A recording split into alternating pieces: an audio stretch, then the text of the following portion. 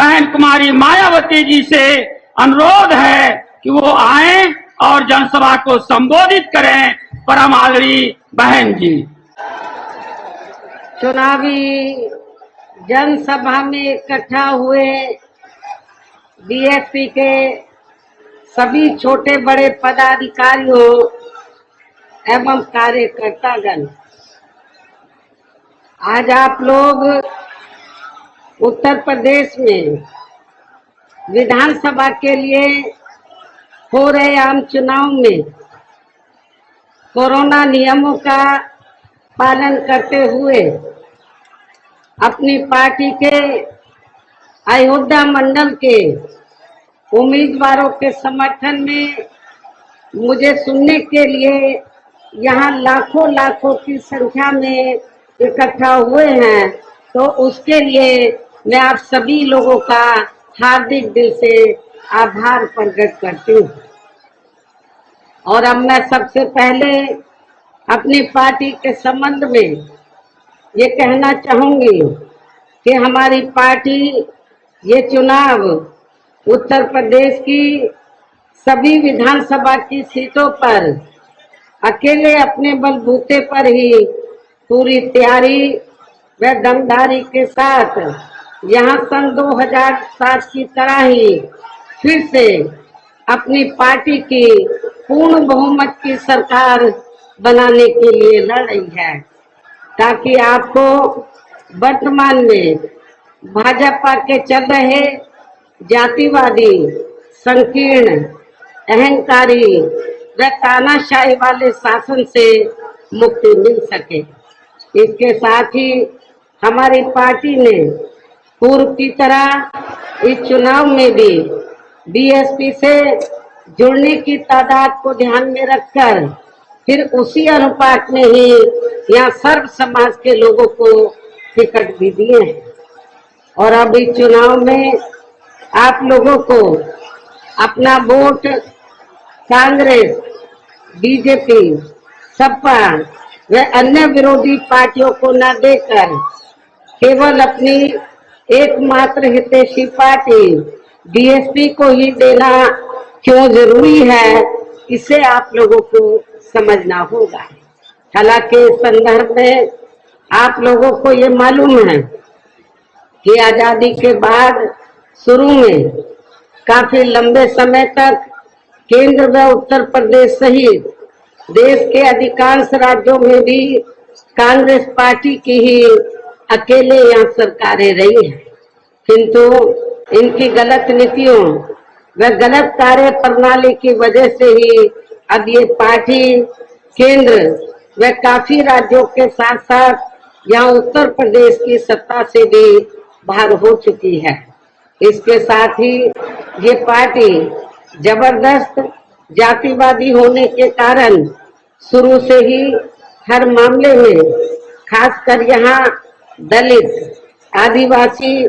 व अन्य पिछड़ा वर्ग विरोधी पार्टी भी रही है और अभी भी है, जिस कारण केंद्र में रही इस पार्टी की सरकार ने इन वर्गों के मसीहा व भारतीय संविधान के मूल निर्माता परम पूज्य बाबा साहब डॉक्टर भीमराव अंबेडकर को भारत रत्न की उपाधि से भी सम्मानित नहीं किया था, जिसके लिए वो हर प्रकार से पात्र भी थे। इतना ही नहीं बल्कि इनकी मूवमेंट को आगे बढ़ाने के लिए अपनी पूरी जिंदगी समर्पित करने वाले मान्यवर श्री कांशीराम जी के देहांत होने पर भी केंद्र में उस समय इसी कांग्रेस पार्टी की रही सरकार ने उनके सम्मान में एक दिन के लिए भी राष्ट्रीय शोक घोषित नहीं किया था, तथा न ही इस पार्टी की रही सरकार ने पिछड़े वर्ग की आरक्षण संबंधी मंडल कमीशन की रिपोर्ट को भी लागू किया था, जिसे फिर बीएसपी ने अपने कड़े संघर्ष व अथक प्रयासों से केंद्र में रही श्री बीपी सिंह की सरकार से ही लागू करवाया था। साथ ही इसी सरकार ने ही बाबा साहब डॉक्टर भीमराव अंबेडकर को भी भारत रत्न की उपाधि से सम्मानित किया गया था। लेकिन अब केंद्र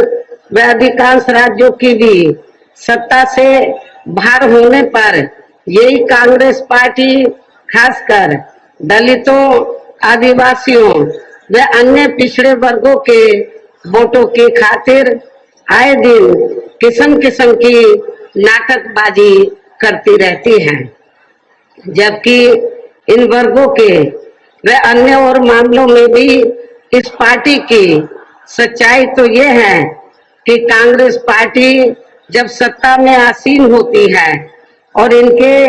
अच्छे दिन होते हैं तो तब इस पार्टी को इन वर्गों का विकास व उत्थान आदि याद नहीं आता है तथा न ही इनको महिलाओं की भी भागीदारी याद आती है। इतना ही नहीं बल्कि इस पार्टी के बाद खासकर यहाँ सपा व बीजेपी आदि की बनी सरकार में भी यूपी की जनता अधिकांश मामलों में काफी ज्यादा दुखी रही है। सपा की सरकार में तो ज्यादातर यहाँ गुंडों, बदमाशों, माफियाओं, अराजक तत्वों व सरेआम लूट खसोट करने एवं दंगे फसाद आदि कराने वालों का ही राज रहा है, जिसकी खास वजह से ही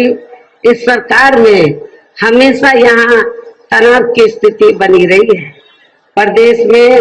विकास के कार्य भी ज्यादातर यहाँ एक विशेष क्षेत्र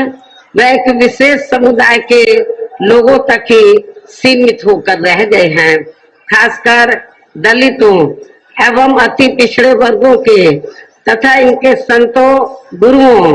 व महापुरुषों आदि के प्रति तो अधिकांश हमें इनका जातिवादी रवैया ही देखने के लिए मिला है, जिसके अनेकों उदाहरण हैं। जैसे श्री अखिलेश यादव की सपा सरकार ने ही प्रदेश में SC व ST का सरकारी ठेकों में आरक्षण खत्म कर दिया था, जिसकी देश में पहली बार यहाँ व्यवस्था BSP की सरकार में ही की गई थी। संसद में सपा ने SC व ST का पदोन्नति में आरक्षण का बिल फाड़ दिया था तथा फिर उसे पास भी नहीं होने दिया था। साथ ही मान्य कोर्ट के निर्णय की आड़ में SC व ST के कर्मचारियों का गलत तरीके से डिमोशन भी कर दिया गया। सपा सरकार ने ही SC व ST के छात्रों का विदेश जाकर पढ़ाई करने की योजना को खत्म कर दिया। SC व ST के छात्रों का शून्य शुल्क पर प्रवेश समाप्त कर दिया गया। इसके साथ ही इन वर्गों के छात्रों के शुल्क प्रतिपूर्ति पर 60% की बाध्यता लगाकर उनकी छात्रवृत्ति रोकने का भी काम किया गया। इसी सपा सरकार ने सरकारी भूमि आवंटन में SC व ST को मिलने वाली प्राथमिकता को खत्म कर दिया। साथ ही यही सरकार SC व ST की भूमि को लेकर नया संशोधन नियम लेकर आई, जिसमें बिना DM की अनुमति के कोई भी उनकी जमीन को खरीद सकता था, ताकि फिर इन कमजोर वर्गों के लोगों की जमीन को आसानी से हथियाया जा सके। ऐसे अनेकों और भी इन्होंने विरोधी फैसले लिए हैं। इसके अलावा दलित एवं अन्य पिछड़े वर्गों में जन्मे इनके महान संतों, गुरुओं व महापुरुषों आदि के आदर सम्मान में हमारी सरकार ने जनहित की अनेकों योजनाओं के जो नाम रखे थे, साथ ही नए बनाए गए जिलों व यूनिवर्सिटी एवं पार्क आदि के भी जो नाम रखे गए थे, वे सभी अधिकांश सपा सरकार ने बदल दिए हैं, जिसके तहत ही संत रविदास जिले का नाम भी बदलकर इन्होंने भदोई कर दिया है। इस प्रकार से इस पार्टी का इनके प्रति ऐसा ये प्रेम व इनका असली समाजवाद है। इतना ही नहीं बल्कि हमारी पार्टी तो इन मामलों को लेकर ये भी सोच रही थी कि सपा सरकार के हटने के बाद शायद बीजेपी की सरकार सपा के इन फैसलों को जरूर बदल देगी, लेकिन ऐसा नहीं हुआ, जिससे सपा की तरह ही बीजेपी सरकार की भी इन वर्गों एवं इनके संतों, गुरुओं व महापुरुषों आदि के प्रति इनकी जातिवादी मानसिकता साफ झलकती है। इसलिए इस चुनाव में खासकर इन वर्गों के लोगों को सपा के साथ साथ बीजेपी को भी सत्ता में आने से जरूर रोकना है। इसी प्रकार भाजपा सरकार की भी नीतियां व कार्यशैली अधिकांश यहाँ जातिवादी, पूंजीवादी एवं आरएसएस के संकीर्ण एजेंडे को ही लागू करने पर टिकी रही है, जिससे प्रभावित एवं शिकार हुए लोगों का इस सरकार में सही से विकास व उत्थान आदि नहीं हो सका है। साथ ही इनका हर स्तर पर काफी ज्यादा शोषण व उत्पीड़न आदि भी किया गया है। धर्म के नाम पर हमेशा यहाँ तनाव व नफरत आदि का वातावरण ही बना रहा है। प्रदेश में अपराध भी काफी ज्यादा बढ़े हैं, खासकर दलित, अकलियत व महिलाएं आदि भी इस सरकार में कतई भी सुरक्षित नहीं रही है। लेकिन मीडिया में इनके सही आंकड़ों को अधिकांश दबा दिया जाता है। इसके अलावा प्रदेश में गरीबों, मजदूरों, बेरोजगारों व अन्य मेहनतकश लोगों के साथ साथ दलितों, आदिवासियों व अन्य पिछड़े वर्गों, मुस्लिम एवं अन्य धार्मिक अल्पसंख्यक समाज के लोगों के हित व कल्याण के लिए बरसों से जो भी यहाँ सरकारी योजनाएं चल रही थी, तो उनका भी इन्हें वर्तमान भाजपा सरकार में सही से पूरा लाभ नहीं मिल पा रहा है। साथ ही दलितों व पिछड़ों को भी अब आरक्षण का पूरा लाभ नहीं मिल पा रहा है, क्योंकि अब इस सरकार में ज्यादातर सरकारी कार्य प्राइवेट सेक्टर के जरिए ही कराए जा रहे हैं, जिसमें इनके लिए आरक्षण की कोई भी व्यवस्था नहीं है। सरकारी नौकरियों में भी इनका आरक्षण का कोटा पूरा नहीं किया जा रहा है। मुस्लिम व अन्य धार्मिक अल्पसंख्यक समाज के लोगों के साथ तो बीजेपी की सरकार में अधिकांश यहाँ सोतेला व पक्षपात वाला रवैया ही अपनाया गया है। विशेषकर मुस्लिम समाज तो इस सरकार में सबसे ज्यादा दुखी रहा है, भयभीत रहा है, दहशत में रहा है। इतना ही नहीं बल्कि इस बार बीजेपी की सरकार में अपर कास्ट समाज में से विशेषकर प्रबुद्ध वर्ग और उसमें भी ब्राह्मण समाज भी हर मामले में अपने आप को काफी ज्यादा उपेक्षित महसूस करता रहा है। इसके अलावा इनकी गलत आर्थिक नीतियों के कारण यहाँ गरीबी, बेरोजगारी व महंगाई आदि भी काफी ज्यादा बढ़ी है। इसके साथ साथ उत्तर प्रदेश सहित पूरे देश के किसान भी केंद्र सरकार की गलत नीतियों के कारण काफी ज्यादा दुखी व परेशान रहे हैं और अभी भी हैं। साथ ही प्रदेश में बेरोजगार लोगों को रोजगार नहीं मिलने के कारण ही ज्यादातर इनको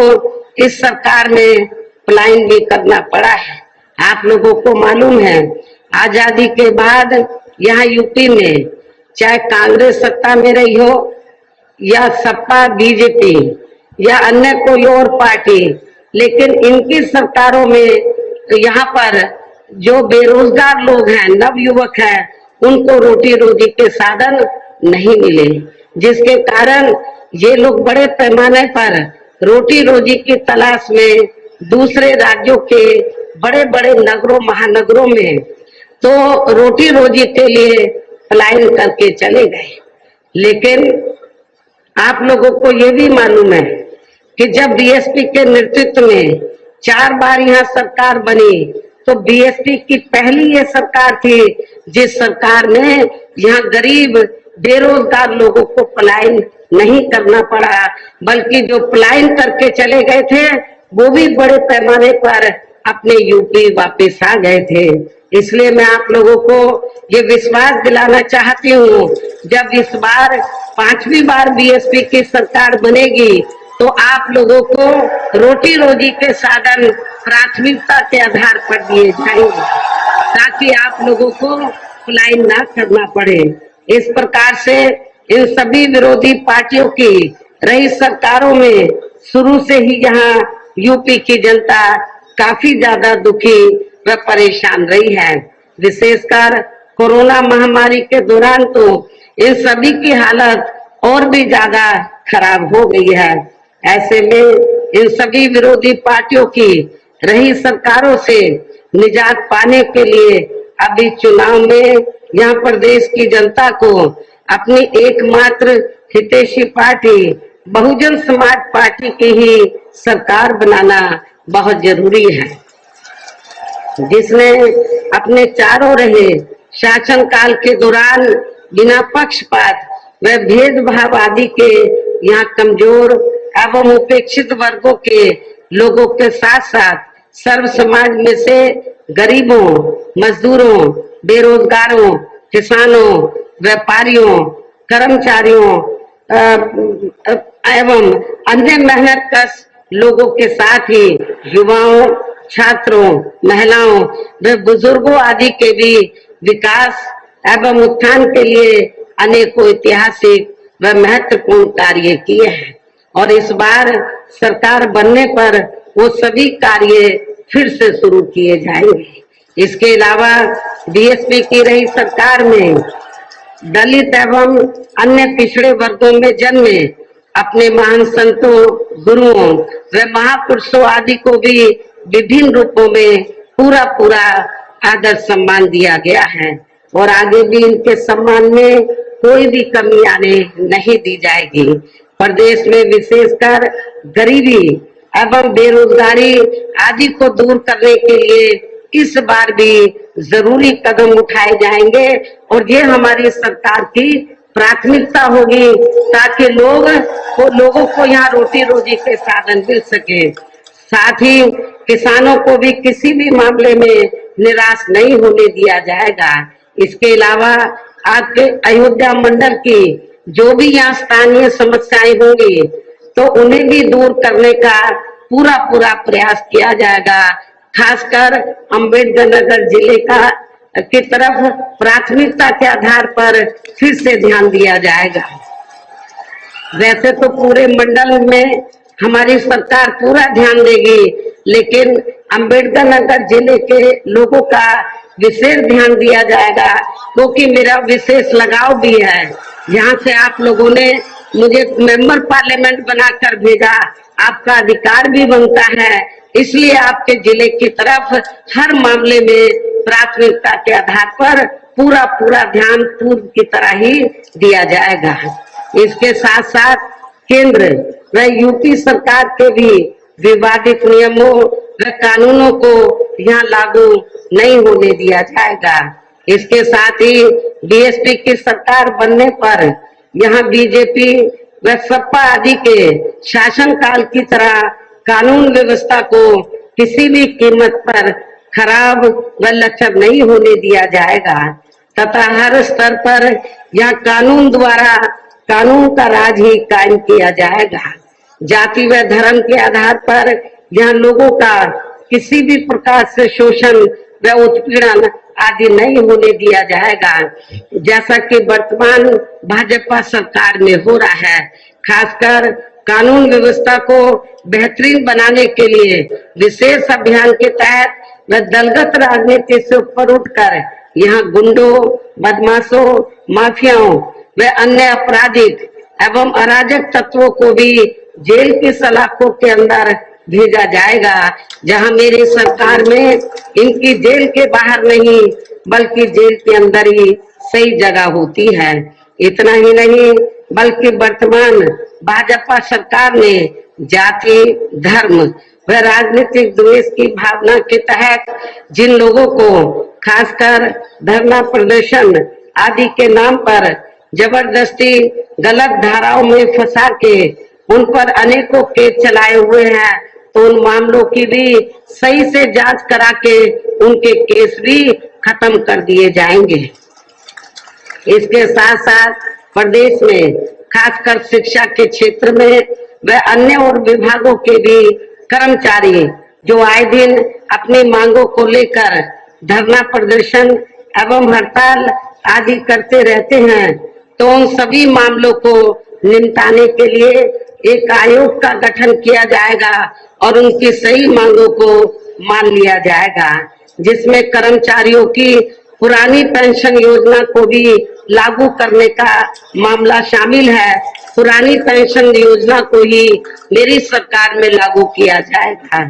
इनके अलावा मैंने पार्टी के विभिन्न कार्यक्रमों के दौरान सर्वजन हिताय व सर्वजन सुखाय को लेकर जो भी कार्य करने के लिए कहा है, तो उन पर भी जरूर अमल किया जाएगा। लेकिन ये सभी कार्य करने के लिए इस चुनाव में यहाँ बीएसपी को सत्ता में लाना बहुत जरूरी है, जिसके लिए अपनी पार्टी के लोगों को वोट पड़ने तक या सभी विरोधी पार्टियों के साम दाम दंड भेद आदि हथकंडों से जरूर सावधान रहना है। और इस मामले में विरोधी पार्टियां चुनाव होने से कुछ समय पहले व चुनाव के दौरान भी अपने अपने पक्ष में हवा बनाने के लिए खासकर मीडिया व ओपिनियन पोल एवं सर्वे आदि का जो बड़े पैमाने पर गलत इस्तेमाल करती हैं, तो उससे आप लोगों को बिल्कुल भी गुमराह नहीं होना है। जैसे सन 2007 के हुए विधानसभा चुनाव में उस समय मीडिया में जो बीएसपी को लेकर ओपिनियन पोल व सर्वे आदि दिखाए गए थे, तो जब रिजल्ट आया वो उल्टा साबित हुआ, गलत ही साबित हुआ था। और इस बार भी आप लोगों को इनका जो ओपिनियन पोल है, सर्वे है, उसको गलत साबित करना है। वैसे तो आपकी भीड़ को देखकर ऐसा लग रहा है आप जरूर इस बार भी गलत साबित करेंगे। इसके साथ ही पूर्व की तरह इस चुनाव में भी विरोधी पार्टियों ने विभिन्न रूपों में जो अपने हवाई व प्रलोभन भरे चुनावी घोषणा पत्र आदि जारी किए हैं, जिन्हें सत्ता में आने के बाद ये पार्टियां अधिकांश अमल में नहीं लाती हैं, तो उनके बहकावे में भी आप लोगों को कतई नहीं आना है, जिन पर से अब जनता का काफी हद तक विश्वास ही उतर गया है। इसलिए इस मामले में बीएसपी किसी भी चुनाव में विरोधी पार्टियों की तरह अपना कोई भी चुनावी घोषणा पत्र आदि जारी नहीं करती है। वैसे भी बीएसपी कहने में बहुत कम बल्कि कार्य करके दिखाने में ही ज्यादा विश्वास रखती है। और ऐसा हमने यहाँ यूपी में अपनी चारों रही सरकारों के दौरान करके भी दिखाया है। इसके साथ ही यहाँ मैं ये भी कहना चाहती हूँ कि हमारी पार्टी की चारों रही सरकारों ने प्रदेश में बिगड़ी हुई कानून व्यवस्था को सुधारने के साथ साथ प्रदेश के विकास व आम जनहित के लिए जो असंख्य अति महत्वपूर्ण कार्य किए हैं, वो अभी तक या किसी भी विरोधी पार्टी की रही सरकार ने नहीं किए हैं, बल्कि ज्यादातर उन्हीं कार्यों के नाम व स्वरूप आदि बदलकर अब विरोधी पार्टियों की सरकारें उन्हीं को ही भुनाने में लगी रहती हैं। लेकिन उन कार्यों के प्रति इनकी नियत व सोच सही नहीं होने के कारण उसमें भी ये पार्टियां ज्यादा सफल नहीं हो पाई हैं। और अब मेरा यही कहना है कि आप लोगों को इस चुनाव में अपने हित व कल्याण के लिए या फिर से बीएसपी की सर्वजन हिताय व सर्वजन सुखाय की रोको मत, हमें टोको मत, हमें आगे बढ़ते जाना है। जय भीम का नारा लगाना है, जय भीम का नारा लगाना है। जय भीम, जय भीम। मैं गौतम रत्ना आपका बहुजन फिल्म प्रोडक्शन में स्वागत करता हूं और आप हमारे प्रोडक्शन हाउस के अंदर अपना कैरियर बना सकते हैं as a film director, as a producer and actor and actress and editor and cinematographer also. अगर आपको फिल्म से रिलेटेड कुछ भी प्रोजेक्ट आपको बनवाना है तो हमारे पास में पूरा सेटअप है, जिसमें फिल्म कैमरा है, शूटिंग लाइट्स है और एडिटिंग है। सारा A to Z एक ही जगह पर आपको हमारे यहाँ पर मिल जाएगा। तो दोस्तों आप हमें कांटेक्ट कर सकते हैं हमारे नंबर्स पर 9810085714 और 8510005714। हमारे वेबसाइट पे विजिट कर सकते हैं www.filmserviceindia.com और हमें मेल भी कर सकते हैं gautamfilmsproduction@gmail.com पर। धन्यवाद। बुद्धं शरणं गच्छामि। अंबेडकर नेशन चैनल आर्थिक समस्या से गुजर रहा है। अगर आप बहुजन समाज में बाबा साहेब अंबेडकर और तथागत बुद्ध की विचारधारा को अधिक से अधिक लोगों तक पहुंचाना चाहते हैं तो हमें आर्थिक सहयोग प्रदान करें, ताकि हम अपने चैनल के माध्यम से देश विदेश में समता, बंधुता, एकता और संवैधानिक अधिकारों को ज्यादा से ज्यादा लोगों तक पहुंचा सकें। आप अपनी सहायता राशि नीचे लिखे खाते में जमा करा सकते हैं। खाता धारक गौतम रत्ना, खाता संख्या 316957686551, IFSC कोड SBIN 0060336, बैंक भारतीय स्टेट बैंक। आप हमारे बैंक खाते का विवरण स्क्रीन पर भी देख सकते हैं।